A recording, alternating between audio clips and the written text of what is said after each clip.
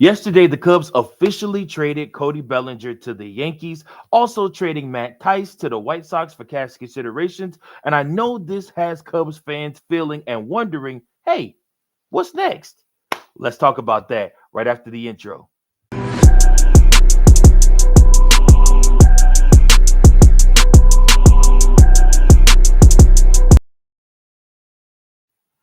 Cubs fans, Cubs fans, Cubs fans. Yes, yes, yes, yes, yes. What's up, y'all? What's up? It's your boy Mike Jones back again with another episode of the CCC, the Chicago Cubs Central, right here on Chi-Town Sports Central Network. I'm excited to be here with all of you. Thank you for taking some time out of your day to talk Cubs baseball with your boy. It does not go unnoticed. I appreciate each and every last one of you.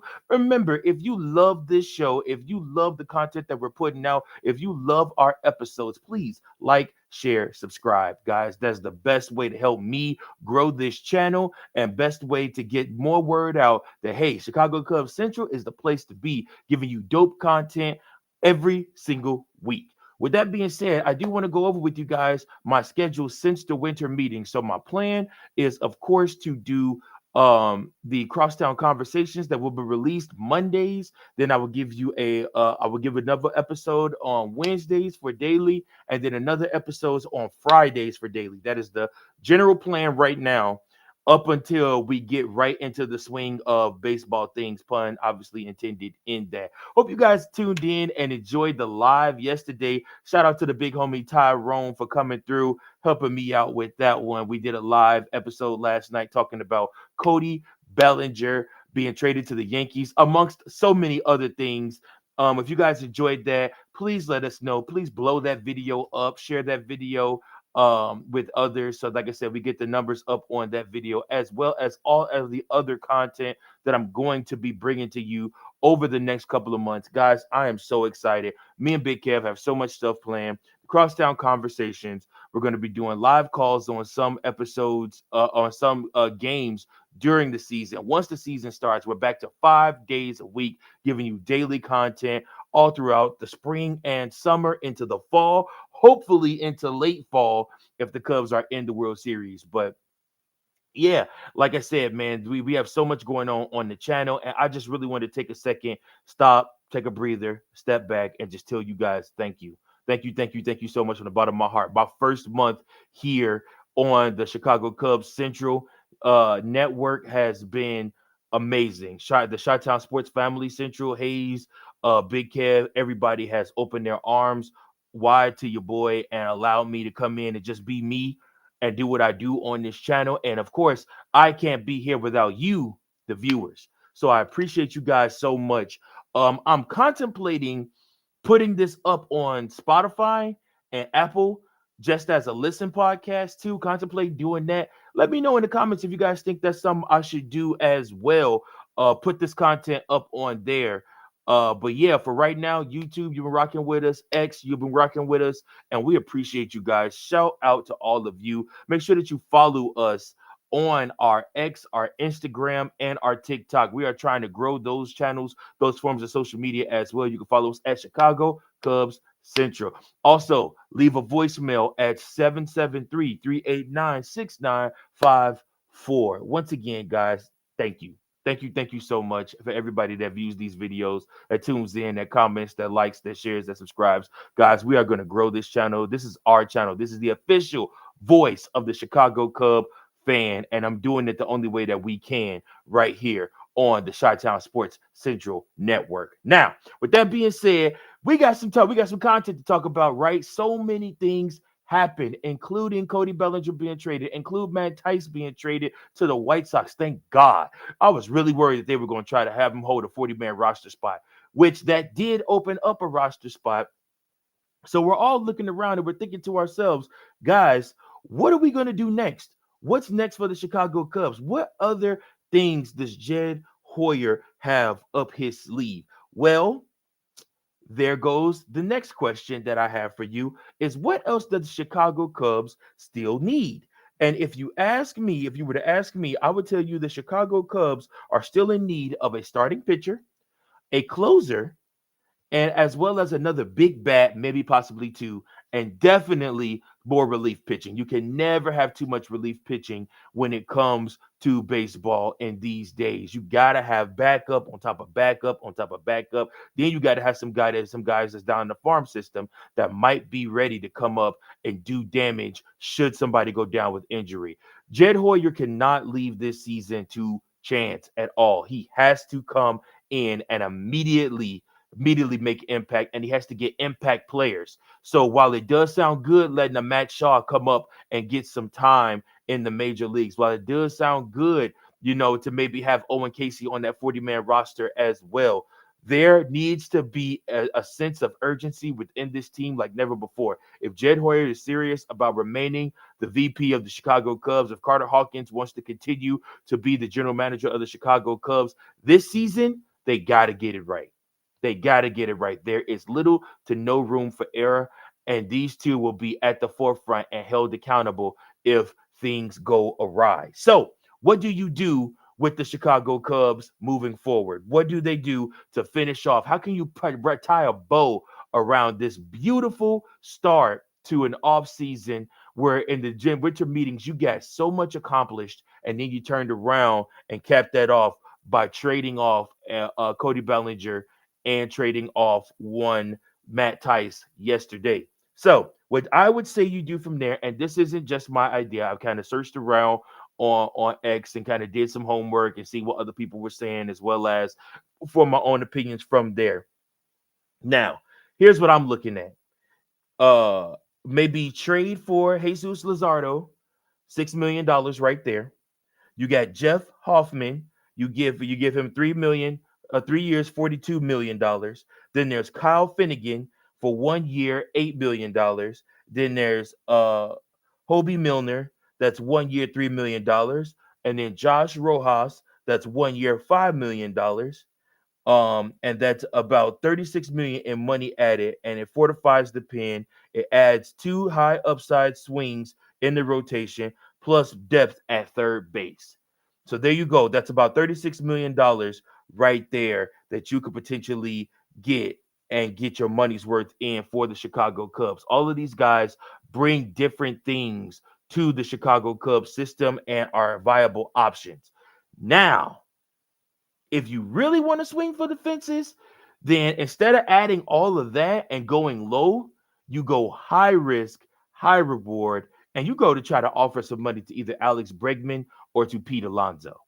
I mentioned last night on the live that I think that those two options really fortify the Chicago Cubs' opportunity to have just a deadly lineup. I mean, it'd be a good mix of guys that hit, that get base hits, that get hits, and then there's the guys that are going to knock the cover off the ball and hit it out of the ballpark. When I'm talking about the guys that get base hits, I'm talking about your Ian Haps. I'm talking about your Dansby Swansons. I'm talking about your Miguel Amaya. I'm talking about your Nico Horners of the world. Those type of guys staying on the Chicago Cubs. Dansby Swanson being another one that can go ahead and get those base hits for you. PCA getting on base for you and setting it up for Kyle Tucker, um setting it up for Seiya Suzuki, setting it up for Pete Alonso, whoever you will put at first base, to really go out there and make some noise. I'm also totally okay with the Chicago Cubs trading Nico Horner, putting Michael Busch at second base, and moving forward from there. I just want to see things shake up. And again, I think having Nico leaves things up to chance too much, if you ask me. He sometimes he's good, sometimes he isn't. And the same with Ian Happ and the same with Dansby Swanson. But nobody's going to accept Ian Happ or Dansby Swanson's contracts. Like I said, they both have no trade clauses, and Dansby Swanson's contract is very undesirable right now until he comes and he puts together a really good hitting season mixed with this good defense. Then his contract just isn't worth the money that we're paying him right now. He has to come out and show that he can hit the ball, that he can stay above 250 for a complete season batting average wise, and they can get more home runs, and not like the meaningless home runs, but like home runs that mean something. But in order for him to get home runs that mean something, the Cubs have to be playing meaningful baseball games. So down the stretch, the Cubs have to be playing those meaningful baseball games vying for a division crown. That is the goal, guys. That is where we're at. We are vying for a division crown. That's what the Cubs want. We want to win the National League Central Division next season. And again, they have started making moves to do so. They have opened up roster space. They have freed up money. They have an opportunity to be able to do these things. They just got to go out and execute, which is another one of the episodes that we talked about last week. Jed Hoyer, it's his time to shine, man. It's his time to show that he is not a lame duck vice president, that he does actually have some balls and that he does have some wits about him, and he's willing to go out and gamble a little bit to make the Chicago Cubs team better, because that's what we all want. We all want the same things. It's just all about how we get there to make it happen. How can we make the Chicago Cubs a better team, a more viable team, a scary team, a team that will run away with the NL Central in the 2025 season? And again, kudos to Jay Hoyer, because the moves he's pulled already is not moves that many people expected him to do. It wasn't like this was stuff that we just like knew he was going to pull off. These were power moves that he did, but they needed to be done. And for anybody out there that may be feeling like, oh, well, I didn't want to get rid of Cody Bellinger. I'm upset that they got rid of Cody Bellinger. How could they get rid of Cody Bellinger? Cody Bellinger's salary, he was not really worth his salary, if you're being honest. His production in 2024 did not live up to him opting in, and the Cubs actually hoped that he wouldn't opt into that contract. They really were trying to get rid of him off the jump, but he opted in, so they found a trade partner. When the Yankees missed out on Juan Soto, they literally got Cody Bellinger, and Cody Bellinger will move back to his natural position, playing center field, and you will have Aaron Judge in right field, is from what I'm being told. So again, everybody's happy. Cody's on a contender. The Cubs got the space that they need to go out and better their roster so that they can become contenders. And again, everybody I think won in that deal. The Cubs freed up the space. Don't think about the Cody Poteet part of it. It's not that. I mean, that's a project, honestly, if you ask me. I know people said that he may be vying for a Spartan starting spot. I wish not. They bet not. But he is a project, a pet project that Tommy Hotovy can work with and see if he can get him together and see if he can become a viable relief pitcher for the Chicago Cubs. Now, moving right along, folks, we had our introductory meeting yesterday on the Marquee Network and our presser for Jed Hoyer. Jed Hoyer um went up first, and these were some of the points that he said that I thought I just wanted to point out. Hoyer immediately talked about the timeline of getting the Tucker trade done. He says the first convo with the Astros was right after the GM meetings, so that was way earlier than the public knew that Kyle Tucker was actually going to be available. Jed spoke about the balance of good players that they have on this team, but he said that they lacked the kind of consolidation of WAR in one of those players. So, and he said that he credited Kyle Tucker with being one of the best players in baseball. He says that it comes with a real price, but it's a price they're willing to pay. He's talking all the right things. He's talking all the right things. That's what we want to hear. We want to hear that he is willing to pay Kyle Tucker to be a Chicago Cub, because Lord knows we want Kyle Tucker long term. We're not just trying to do this 1 year rental crap that everybody is saying. So, and I'll get into that, what Kyle Tucker had to say about all of that in a little bit. But Jed says the Cubs will discuss money in the future, aka a new deal with Tucker, but no sense in speculating today. The Cubs have a surplus in outfield group, trying to figure out how they all fit together. Something we'll discuss over the next little bit, so don't want to talk about the availability of a particular player. The Cubs also see Michael Busch as a gold glove first baseman. He can move around, and that's great, but the Cubs see him as the first baseman. So right there, Jed was dismissing the idea that Busch could play third base now. So Busch will not be at third base, or at second base, because I've been saying second base the whole time, but apparently that was dispelled earlier on. So when he was asked about pushing all in for 2025, Jed said all in is just a narrative, according to Hoyer. You're always balancing short term against long term value. Ultimately, the goal is to try to be better in 2025 than in 2024. That's the focus. It was a disappointing year in 2024 because we felt we were better than our record. Hoyer says his own contract situation last year of his deal, which he's in now, is not a factor. He's confident in his ability and his resume, and his job is always to be the best steward of the organization, trying to do what's right for the owner and the long-term organization.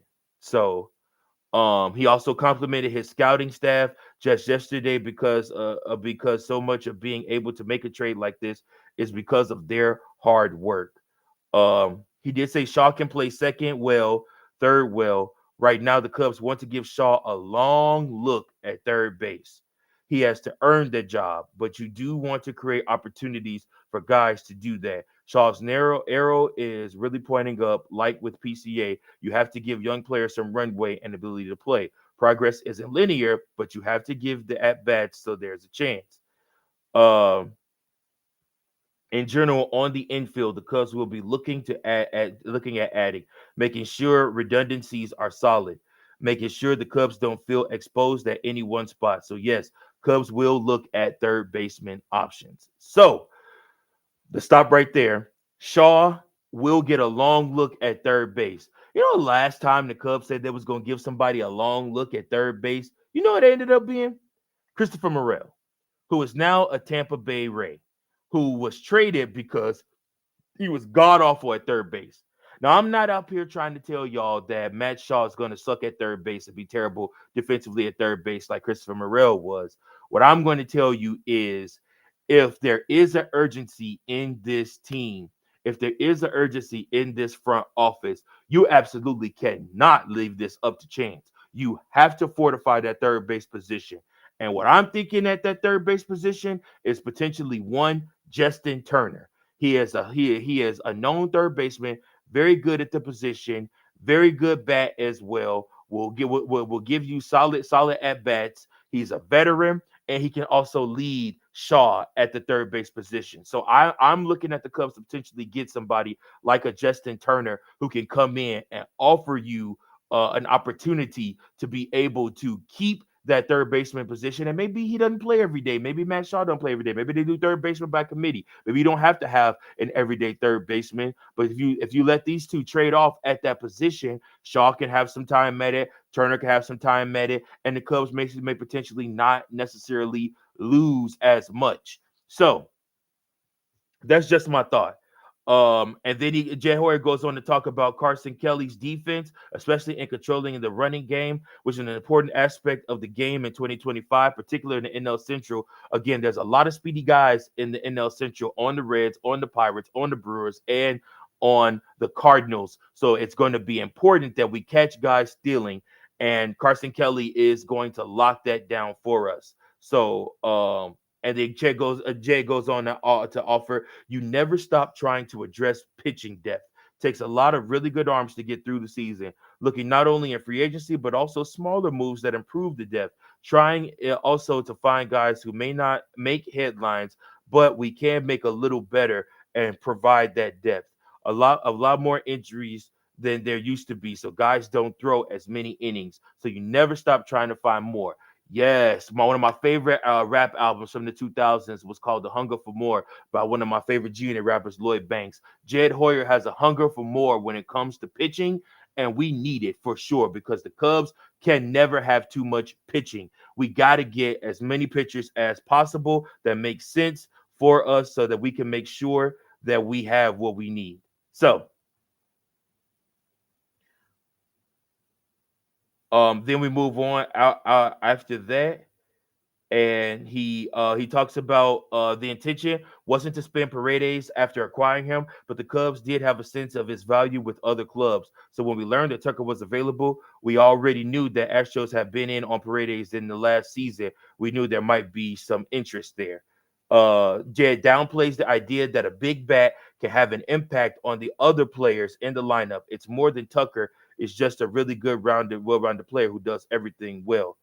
Um, Every decision in trade is a one-off decision in terms of the trading prospects, but it also all happens in concert. The goal is to be a better team in 2025, but that's not the only goal. Present future balance is always on the table.